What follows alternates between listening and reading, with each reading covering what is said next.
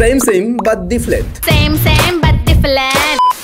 Different কোথায়? আমি তো একই দেখছি। হ্যাঁ, একই দেখছেন। ইভেন মডেল নামও এক, নাম্বারও এক, আইকিউ নিও 9 প্রো। তো দুইটাই যদি প্রো হয় তাহলে আলাদার কোথায়? হ্যাঁ, দুইটার মাঝে আলাদা প্রসেসর আছে ভাই, দুইটার মাঝে আলাদা ক্যামেরা আছে।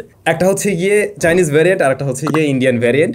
ইন্ডিয়ান যে আইকিউ নিও 9 প্রো, ওইটাতে কিন্তু কোয়ালকম স্ন্যাপড্রাগন 8 Gen 2 রয়েছে। আবার ওই সেম জিনিসটাই চায়নাতে লঞ্চ হয়েছিল আইকিউ নিও 9 নামে।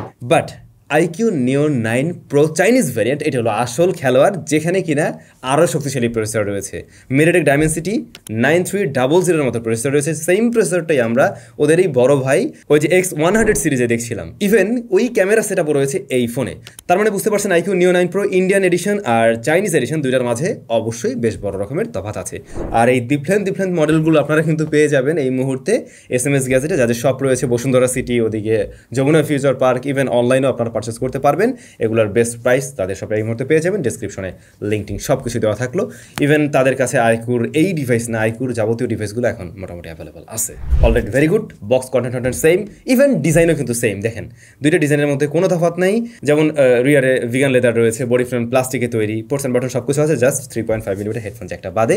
আর এই ফোন কিন্তু বেশ স্লিম, তবে একদম ওই টাইপের মনে হয় না, মানে খুব যে হালকা পাতলা ওরকম না, মোটামুটি হ্যান্ডফিল খারাপ না, ভালোই লেদার ব্যাক হওয়ার কারণে কেমনটা লাগে। তো ডিজাইন যেহেতু সেম, ওগুলো রেখে আমরা সরাসরি ডিসপ্লে আসি। যদিও ডিসপ্লেটাও সেম। ডিসপ্লে সাইজ হলো 6.78 ইঞ্চ। এটা LTPO অ্যামোলেড প্যানেল, যেখানে 144 হার্টজ হাই রিফ্রেশ রেট পাচ্ছি, এর ছোট ভাইয়ের মতোই। এবং আমরা টেস্ট করে দেখছিলাম, আমাদের টেস্টিং এটা রেজাল্ট ঠিকঠাক দেখাতে পারছে। বেশ কিছু অ্যাপ্লিকেশন আছে যেগুলোতে 144 হার্টজ পর্যন্ত দেয় না, 120 হার্টজে লক হয়, বাট অনেকগুলোই আছে আবার 144 হার্টজ পর্যন্ত যেতে পারে। ইভেন যে গেমগুলো 144 হার্টজ সাপোর্ট করে, সেই গেমগুলো এখানে খেললে আপনি 144 হার্টজ পর্যন্ত পেতে পারেন। আর এটার ব্রাইটনেস খারাপ না, ব্রাইটনেস ভালো ছিল। ইভেন চিন বেজও মোটামুটি না, ভালোই ন্যারো, সিমেট্রিক্যাল টাইপ, বাট এর পাঁচল কাটঅফটা একটু বড় লাগতে পারে, যেটা আমার কাছে লাগছে আর কি। টাচ রেসপন্স ভালো, কালার রিপ্রোডাকশন ভালো এই ডিসপ্লের।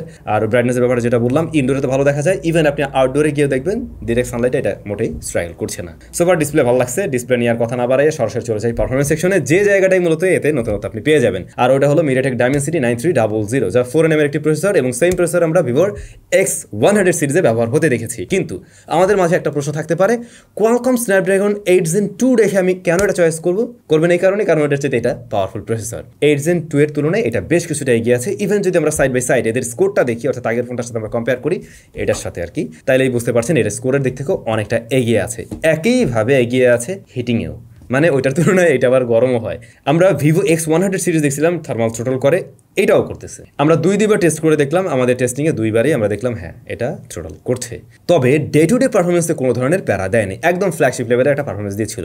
বাই দ্য ওয়ে, এটা পাওয়া যায় কিন্তু বেশ কয়েকটা ভ্যারিয়েন্টে, যেমন ধরুন 12GB র্যাম আর 256 512GB হচ্ছে গিয়ে স্টোরেজ ভ্যারিয়েন্টে পাওয়া যায়। Storage type UFS 4.0। এটা রান করছে কিন্তু Origin OS 4 based on Android 14। Origin OS আছে, মানে এটা তো চাইনিজ ভ্যারিয়েন্টের বললামই, তো Origin OS আপনারা পেয়ে যাবেন। Origin OS থাকাতে আমরা বাড়তি সুবিধা পেয়েছি কোথায় জানেন? এখানে বেশ কিছু ব্লোটার আপনি পেয়ে যাবেন। এটা সুবিধা না, এটা অসুবিধা, আপনি ওগুলোকে আনইনস্টল করে ফেলবেন। আর চাইনিজ ভ্যারিয়েন্টের ফোনে আমরা টুকটাক যে বিষয়টা লক্ষ্য করি, ওই যে একটু পপ আপ ডিলে থাকে অনেক সময়, Origin OSটা একটু ভারী লাগে আমার কাছে, একটু চাইপা ধরে এমন লাগে। ওই বিষয়টার বাইরে আর সব কিছু ঠিকঠাকই ছিল। যেমন ডে টু ডে টাস্কগুলো এটা ঠিকঠাকভাবে সামলাতে পারে। ডে টু ডে কাজ করার ক্ষেত্রে এই ফোনটা গরম হয় না। মাল্টিটাস্কিংও খুব একটা গরম হচ্ছিল না। হেভি ইন্টারনেট ব্যবহার করে এমন অ্যাপ্লিকেশন চালালেও গরম হয় না, এক্সেপ্ট গেমিংয়ের ব্যাপারে একটু পরে আসি। এর বাইরে রেগুলার পারফরমেন্স এটা গরম হচ্ছিল না। গেমিং টেস্টের জন্য প্রথমে আমরা ট্রাই করি জেনশন ইম্প্যাক্ট। এই স্মার্টফোনে হাইয়েস্ট সেটিং 60 FPS দেখলাম স্টেবল পারফরমেন্স ধরে রাখতে পারে, তবে আফটার 20 মিনিটস এটা হালকা পাতলা হিট জেনারেট করছিল এবং অ্যাকশন মোমেন্টে গিয়ে তখন কিছুটা ফ্রেম ড্রপ করছিল। যদি অ্যাভারেজ বলি মোটামুটি আধা ঘন্টা 40 মিনিট গেম প্লের, সেক্ষেত্রে বলা যেতে পারে এটাকে 58.5 এরকম FPS আর কি শো করে। আর অন্যদিকে এটা সর্বোচ্চ মানে এরকম 40 মিনিট গেম প্লের ক্ষেত্রে এটা দেখছিলাম প্রায় 39 এর কাছে চলে আসছিল এটার তাপমাত্রা সর্বোচ্চ আর কি। তো এটা হাতে একটু ফিল দেবে, বাট ওই থার্মাল থ্রোটল করে যে পারফরমেন্স একদম ড্রপ করে ফেলে খুব বেশি ওরকম কিছু মনে হয়নি, শুধুমাত্র অ্যাকশন মোমেন্টে দুই একবার একটু ওঠানামা করতে দেখছিলাম। অন্যদিকে পাবজির ক্ষেত্রে কিন্তু দেখছিলাম এই স্মার্টফোন সর্বোচ্চ সাপোর্ট করে আলট্রা HDR আলট্রা এবং এরকম সেটিংসে প্লেয়াবল রেজাল্ট দেয়, তবে এখানেও হালকা পাতলা ওঠানামা করে আর কি এর ফ্রেম রেটটা। অন্যদিকে যদি আমরা একটু স্মুথ এন্ড এক্সট্রিমে প্লে করি তখন কিন্তু বেটার আউটপুট পাওয়া যায়, তখন দেখছিলাম একদম কনস্ট্যান্টলি 60 FPS এটা ধরে রাখতে পারছে এবং লং রানেও ততটা হিট জেনারেট করছে না এই ডিভাইস। আমার মনে হয় ওরকম সেটিংসে আপনারা ম্যাক্সিমাম মানুষ হয়তো প্লে করবেন। ভালো ছিল পাবজির গেম প্লে, বেশ ভালো ছিল।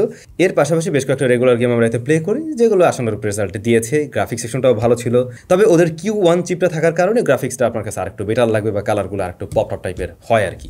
Two be honest Snapdragon 8 Gen 2 এর তুলনায় আমি গেমিংয়ে বা রেগুলার পারফরমেন্সে যে খুব নোটিসেবল তফাৎ পেয়েছি এমনটা না, একটু বেটার, একটু এগিয়ে থাকবে, তবে দামটাও হিসাব করতে হবে এই জায়গায় এসে। স্ন্যাপড্রাগন এডিশনটা রাইট নাও প্রাইস রয়েছে ওরকম 47-48 হাজার টাকার মতো মনে হয়, আর ডায়মেন্সিটি এডিশন এটার দাম রয়েছে 52,000 টাকার মতো। তো আপনি যদি টাকা বাড়িয়ে এটা নেন, পারফরমেন্স অনেক বেশি পেয়ে যাবেন এমন না, হ্যাঁ কিছুটা বাড়তি পাবেন, তাতে করে আমার মনে হয় না যে মানে এরকম একটা লেভেলের পরে গিয়ে খুব একটা হামড়ি আসলে করে না, মানে ভ্যারি করে না।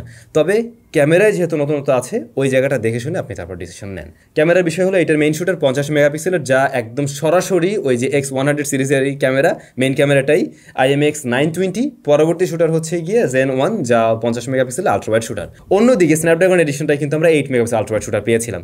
সো বোঝাই যাচ্ছে ক্যামেরা সেটআপটাও ওইটার চাইতে বেশ কিছুটা এগিয়ে আছে।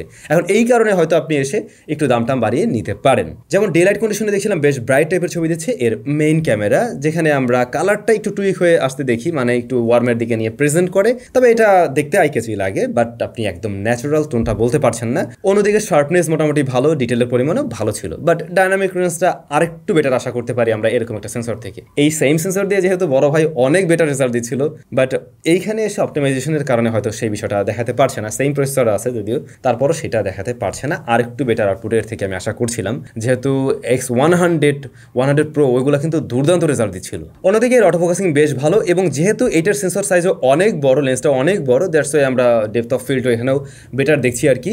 পাশাপাশি লো লাইটেও কিন্তু এই স্মার্টফোন বেশ ভালো ছবি দিতে পারে, আলো বেশ ভালো রকমেরই নিতে পারে, কারণ সেন্সর সাইজ অনেক বড়, কিন্তু একটু সফট হয়ে যায় আর কি। মানে ওই যে নয়েজ গ্রেন যতটুকু আসে ওটা কাট করতে গিয়ে হালকা একটু সফট করে। কিন্তু যে জায়গায় ছোট ভাই থেকে এগিয়ে থাকবে তা হলো এইটার আলট্রাওয়াইড শুটার, যেহেতু এটাতে 8 মেগাপিক্সেল আর এটাতে 50 মেগাপিক্সেল রেজলিউশনের কারণে বুঝতে পারছেন এখানে বেশ কিছুটা এগিয়ে আছে। ইভেন আমরা হ্যাঁ ডিটেলও মোটামুটি ভালো দেখছি, আবার শার্পনেসও বেশ ভালো। তবে ডায়নামিক রেঞ্জ এখানে মেইন ক্যামেরার মতো একটু পিছিয়ে আছে যেন, বাট কালার টোনে তারা অলমোস্ট সিমিলার টাইপের একটা টোন ধরে রাখতে পারছে। আর লো লাইটের দিকে এটা মেইন ক্যামেরার মতো ততটা বেটার রেজাল্ট না দিলেও কাজে লাগার মতো ছবি দিচ্ছে। মানে নাইট মোড অন করে নিলে এর আলট্রাওয়াইড থেকেও আপনারা বেটার আউটপুট পেয়ে যাবেন। পোর্ট্রেট মোডে 2x ব্যবহার করা যায়, এবং 2x এর ছবিগুলো ভালো লাগছে আমার কাছে আর কি। ব্যাকগ্রাউন্ড ব্লারনেসটা বেশ ন্যাচারাল ছিল, সেই সাথে মানে বডি শেপটাও পারফেক্ট লাগতেছে আর কি, সুন্দর লাগতেছে।